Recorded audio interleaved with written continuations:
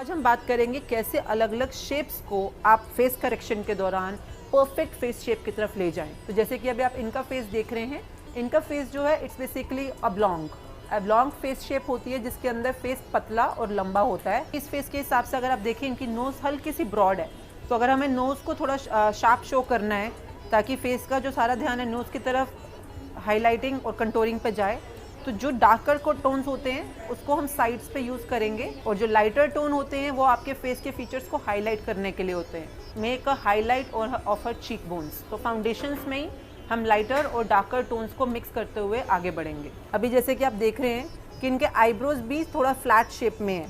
It's not curvy, it's more of like straight line. तो हम makeup में एक तो इसमें थोड़ा कर्व निकालेंगे, सेकेंडली नोज़ जो थोड़ा ब्रॉड था हमने उसको थोड़ा कंटोर करके इस समय स्लिम शेप पे ले गए हैं। तो फेस पे जितना ज़्यादा हो सके कर्वी लुक्स क्रिएट करेंगे। लिप्स पे भी जहाँ पे भी हम थोड़ा वी शेप में या ओवल शेप क्रिएट कर पाएँ, विल डू दैट। ऐसे फेसेस पे जब आप कंटोरिंग या ब्लश ऑन कर रहे हैं तो मेक श्योर कि जो आपका ब्लश ऑन का कलर है वो बहुत ज़्यादा स्टार्किंग नहीं होना चाहिए। It should be more towards peachy pink, जो कि आपके स्किन को सिर्फ ग्लो अप कर रहा है। ऐसे में आपका जो मेन हाईलाइट रहना चाहिए, it should be your lips and your eyes. साथ में जो आपका फोरहेड है, फोरहेड का हाइट और चिन के हाइट को कम करने के लिए, जो कि एलोंगेटेड फेस का थोड़ा कंसर्न रहता है, will be doing a little blush on the tip of the forehead, आपके बिल्कुल हेयर लाइन के साथ साथ में। And similarly will be doing on the chin. हमने बात करी कि आईब्रोज पे थोड़ा सा इसके अंदर शेपिंग की ज़रूरत है, तो I will be taking a little ash colour और उसी को थोड़ा सा आईब्रोज के अंदर हम कर्व शेप देंगे। हाईलाइटिंग पार्ट के लिए आपको अपनी चीक बोन्स पे हल्का सा कई बार हाईलाइटर की ज़रूरत पड़ेगी and then you need to just highlight the ample zone area. अब हम बात करने वाले हैं ओवलिश फेस के बारे में। इनके फेस को देख सकते हैं, इनका फोरहेड एरिया और चिन एरिया अलग साइज़ का है और जो सेंटर का जॉ लाइन एरिया है ये अलग साइज़ का, इट्स ब्रॉडर। दैट मीन्स कि जो इनकी शेप है इट्स मोर टूवर्ड्स ओवलिश। ये जो आपकी लाइन बाहर आई है, आपने इसको फाउंडेशन में ही एक डार्कर टोन के साथ ये क्रिएट करनी है। ओवल शेप फेसेस के लिए ये परफेक्ट स्ट्रोक होता है। आप इसको ब्लश ऑन के साथ भी क्रिएट कर सकते हैं, बट अगर आप इसको फाउंडेशन में क्रिएट कर देते हैं, it gives you very smart, Fuller and very very modern kind of a feel. आपके पास अपने ब्लश ऑन का रहेगा, जैसे कि मोस्ट ऑफ ब्राउन्स और वाइन्स और डार्कर टोन्स, उससे हम लाइन क्रिएट कर रहे हैं।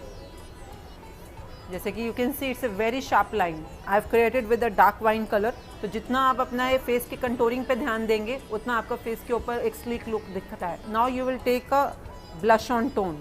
ब्लश ऑन टोन के लिए आपको सिंपल स्पाउट किया आपने, स्पाउट के बाद आप हल्का सा रिलैक्स करते हो अपने फेस को सी जोन पे लेके जाएंगे। सेकंड स्टेप रहेगा आपका सी जोन क्रिएट करना।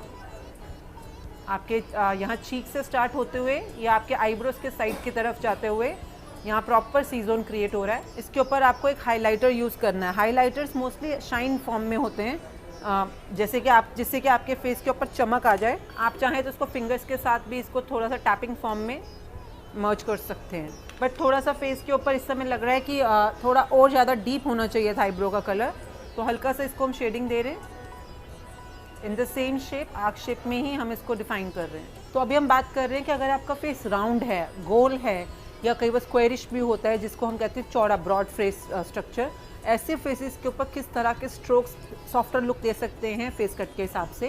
तो ऐसे फेस पे सबसे ज़्यादा ज़रूरत रहती है आपका, जब हम कंटोरिंग स्टार्ट करते हैं, it always goes from your forehead hair line towards inner corners. आपने हमेशा इसका स्ट्रोक अंदर की तरफ लेना है ताकि आपका फेस सॉफ्टर लगे और सेंटर का एरिया हाईलाइटेड हो जाए। तो अगर आप देखें इस समय यहाँ पर हमने कैमोफ्लेज किया हुआ है, कंटोरिंग स्ट्रोक्स दे दिए हैं, इस समय हमने इस एरिया में नहीं दिए हैं। तो यू कैन फील कि यहाँ पर जो राउंडिशनेस है वो थोड़ा सा ओवलिश टोन की तरफ जा चुकी है। यहाँ पे थोड़ा गोलाई कम लग रही है फेस की edge compare to this frame which is looking still broader. इसके बाद हमने इनके स्किन टोन के हिसाब से फाउंडेशन लेना है और पूरे फेस के ऊपर will create a foundation base. And the last stroke is a little highlighter on the ample zone. Now comes the eyebrow area.